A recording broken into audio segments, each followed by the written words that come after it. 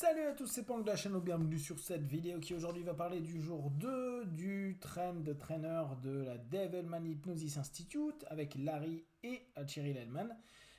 Donc la suite d'hier, on continue en fait à dépiler petit à petit les différentes spécificités de l'hypnose hellmanienne.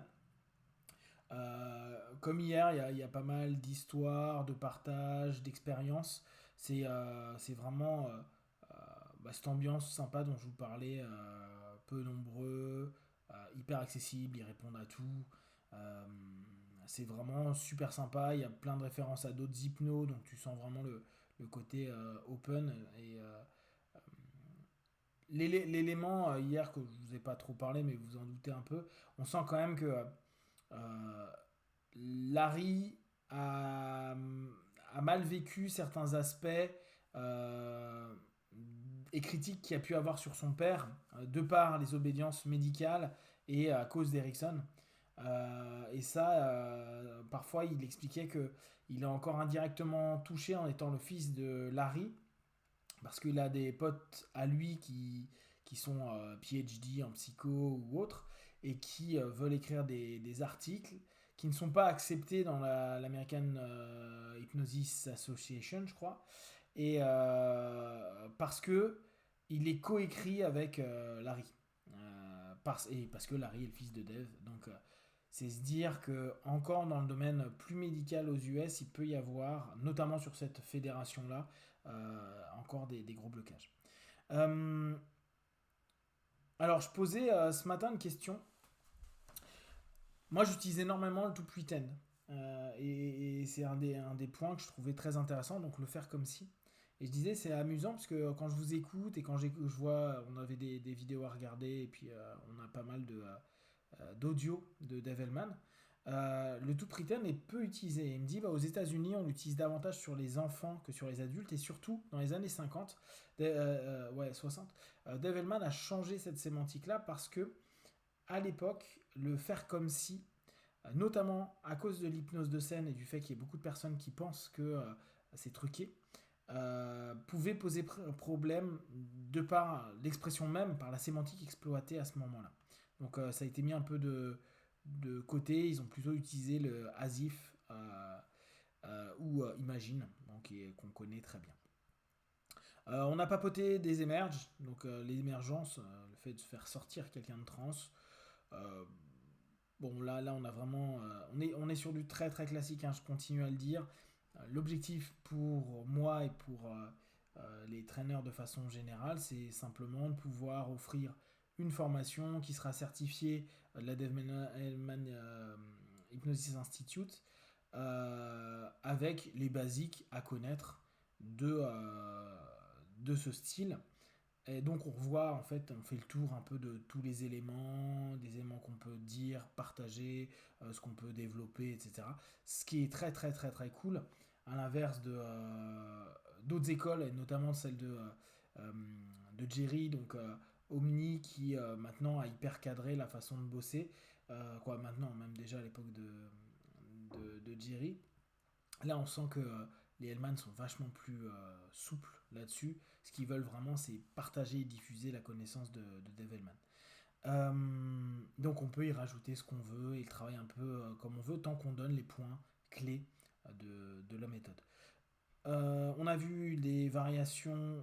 Alors, ils disent les variations de la Devilman induction. En réalité, c'était des variations qui sont nées ou qui peuvent être exploitées par des parties de la Devilman induction, mais en réalité, c'est d'autres types d'induction. Je vous en partagerai une que j'ai inventée parce qu'on avait un petit exercice à faire qui reprend le catalyste induction catalyste.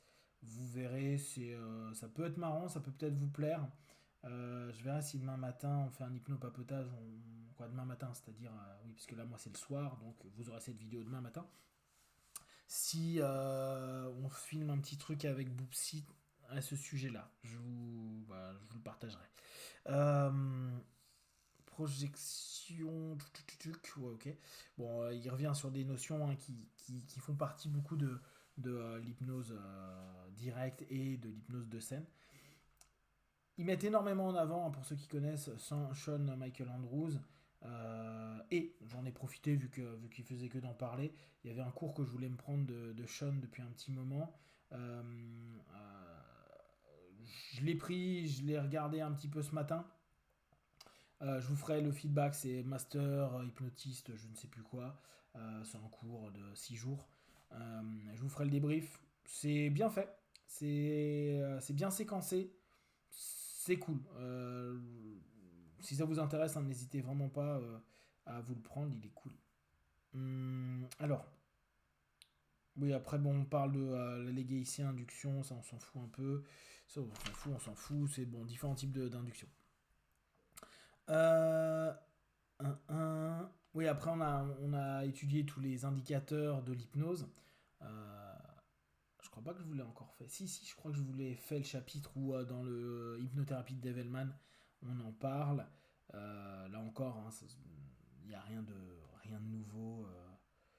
Il y a plein de petites histoires, mais dans l'absolu, sur la théorie, pas forcément de trucs nouveaux.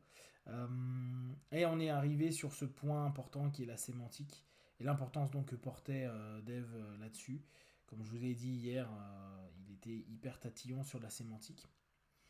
Ouais, j'ai noté, pensez à cadrer les mots, donc sachez toujours ce que vos partenaires expliquent quand ils expriment un mot. Qu'est-ce qu'ils partagent dans ce mot-là. Pour les personnes qui suivent un petit peu posture et questionsophie, c'est vraiment un des éléments que je pense clés, comprendre ce que les gens vous disent. Et ne pensez pas que vous savez, dans un mot commun, ce qu'ils veulent dire dedans. Et ça va énormément nous aider par la suite. Après, Larry a fait un truc très sympa euh, sur la différence entre le style d'Hellman et le style d'Erickson. J'ai trouvé que c'était très très chouette. Il a fait un petit graphique tout bête où il fait autoritaire et permissif au bas, d'accord. Et sur l'autre axe, va y avoir direct et indirect. Et il plaçait les deux, comment ils sont. C'est vraiment sympa. J'ai trouvé que c'était vraiment intelligemment proposé. Et on voit vraiment qu'il y a, bah, sur les deux cercles qu'il fait, les deux se recroisent. Et comme il dit, de toute façon, il faut pouvoir être flexible en direct ou en indirect en fonction d'eux. Alors après, moi là-dessus, vous savez que j'en avais parlé en hypnose fusion. euh, je, je mets je mets un bémol dans le sens où je pense que c'est intéressant de connaître les deux. Faire les deux, je ne suis pas tout à fait d'accord. Si vous voulez qu'on en reparle, je vous referai une vidéo dessus, n'hésitez pas à me le demander. Sinon, il y a déjà, je l'avais expliqué sur Hypnose Fusion. Qu'est-ce qu'il y a eu d'autre de sympa. Après, on a parlé de gestion de la douleur. Bon, alors, pensez bien, hein. La Development Hypnosis Institute, DI, l'idée c'est avant tout de bosser avec des gens du médical. Alors, bien sûr, aujourd'hui, c'est. Par quoi que. Comme je vous ai dit, hein, sur l'étude du livre Hypnothérapie, on a quand même pas mal de médecins, dentistes et autres. Donc, ça touche toujours des gens du métier médical qui sont intéressés. Et donc, tous ces éléments-là, de pain management, etc., c'est des points clés. Donc, bon, quelques méthodes, hein, qu'on connaît ou qu'on connaît moins ou qu'on n'exploite pas, mais qui est plutôt sympa. Euh, ouais, on a reparlé d'hypnose éveillée, waking hypnosis.